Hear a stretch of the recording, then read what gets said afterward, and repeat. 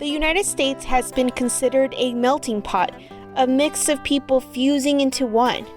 But that's not who we are. I like to think of us as sprinkles, a kaleidoscope of people with different traditions, customs, languages, and, well, my favorite, food. On today's episode, we celebrate Hispanic Heritage Month.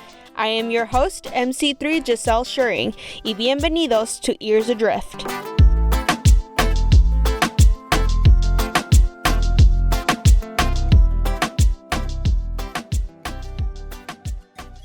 The U.S. Navy is proud of many great Hispanic American sailors that have achieved many great things and have helped to shape the Navy that we know today. Secretary Edward Hidalgo was the first Hispanic Secretary of the Navy, born in Mexico City. His military career started during World War II. He served as an Air Combat Intelligence Officer on the carrier Enterprise, served as Special Assistant to the Secretary of the Navy, James Forrestal, and through his hard work and dedication was soon nominated in 1979 by President Carter to be the Secretary of the Navy. One of my favorites is retired Rear Admiral Cristina Alvarado. She went on to establish Navy Medicine's first reserve expeditionary medical facility in Dallas in 2011, and was the first nurse to serve as the commanding officer, making her the first woman to do so as well. My name is Edra Carretero. I'm an information systems technician in the U.S. Navy. Carretero was born in Chincha, Peru, and moved to West Palm Beach, Florida when she was 9 years old. The most I'm proud of about Peru is, I believe, our culture. There's a lot of different mixtures of ethnicities within the country. Like we have Japanese and African American and European, and it's just a big mix. And it's just nice how everybody gets along, everybody accepts each other. And everywhere where you travel around the country, you'll see a different piece of their, their country or their culture, and it just makes it better, I think. It just makes it better. My name is Oscar Aguilera. I am an E5. I'm an ITS-2 for the United States Navy.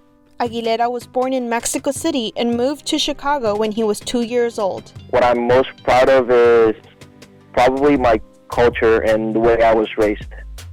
I was raised in a very family-oriented household, always looking out for each other and looking out for the community, with a lot of moral values and respect for each other. As Communications Specialist, 3rd class, Asia Blue Jackson. Jackson was born in Miami, Florida, and has roots in the island of Puerto Rico. The people are power, and the people are magic. Like some of the things that come from the island or come from people that have migrated to the island, like Hector Lavoe is like the king of salsa, and he's a Puerto Rican man, so the people that have brought such like magic and like greatness to this country and to the world, a lot of them come from Puerto Rico, a lot of artists and most of the music, obviously like salsa like originates from a lot of African kind of influence.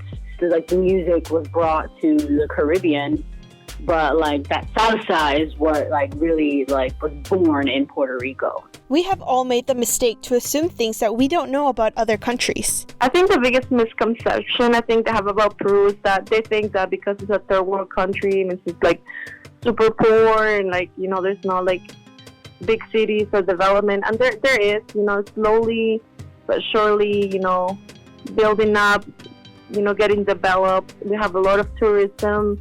And a lot of people think that because I'm Peruvian, I'm like in love with llamas, and we love llamas, but that's not like the only animal in Peru, if you will.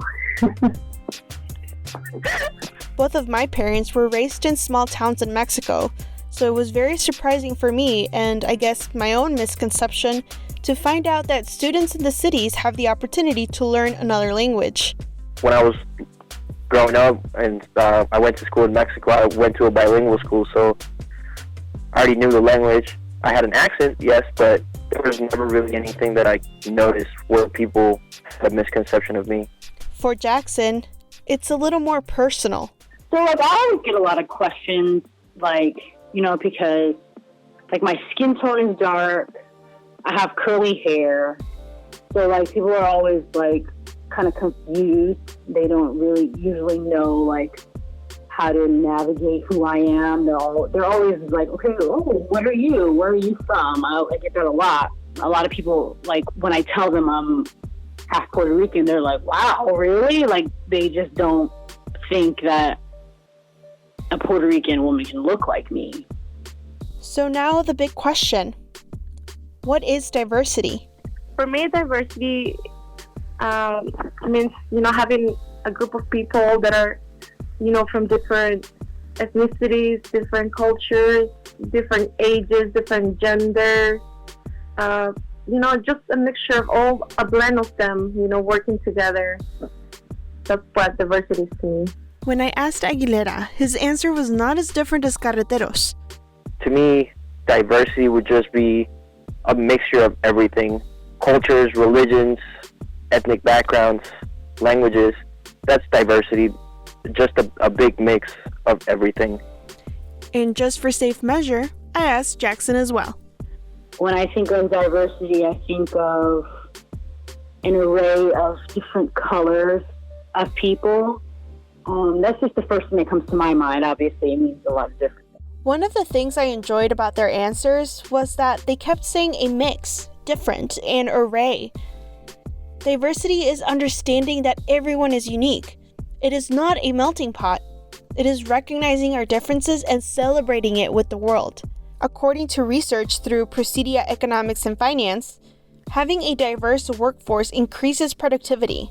They are able to provide a variety of solutions to complex problems and provide a collection of ideas and experiences. So, how does this affect us? Why is diversity important for the Navy?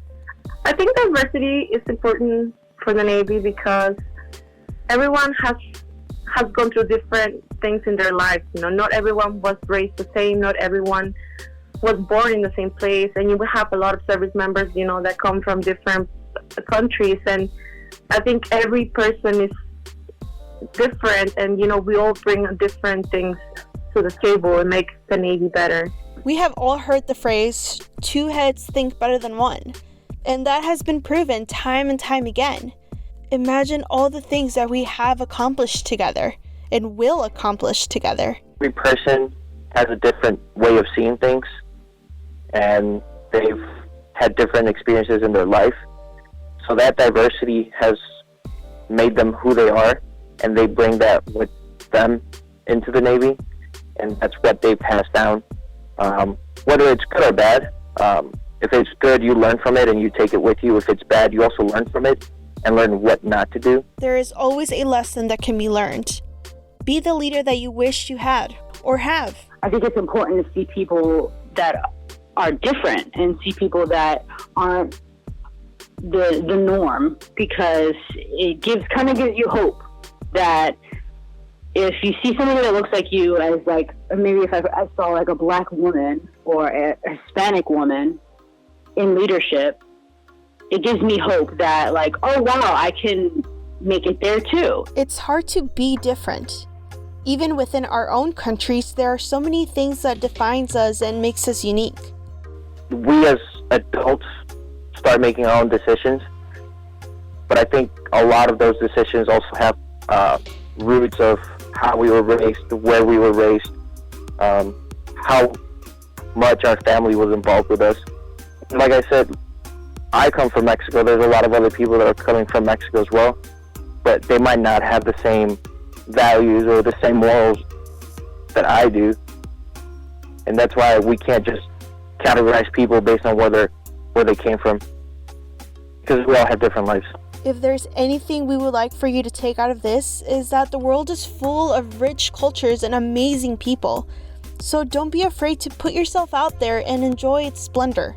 And with that, Carretero would like to add, I would like to invite everyone to go learn, explore, and enrich themselves with other cultures, not just the Latin American countries, but all the countries around the world. There's more to the world than what you know.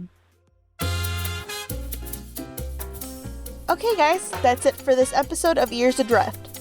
Keep us on your radar and keep posted for new episodes each month. You can listen to us on your favorite podcast outlets, our Facebook page, or on our website at www.ah.mil. Thanks again for tuning in. I am MC3 Giselle Schuring, and happy Hispanic Heritage Month.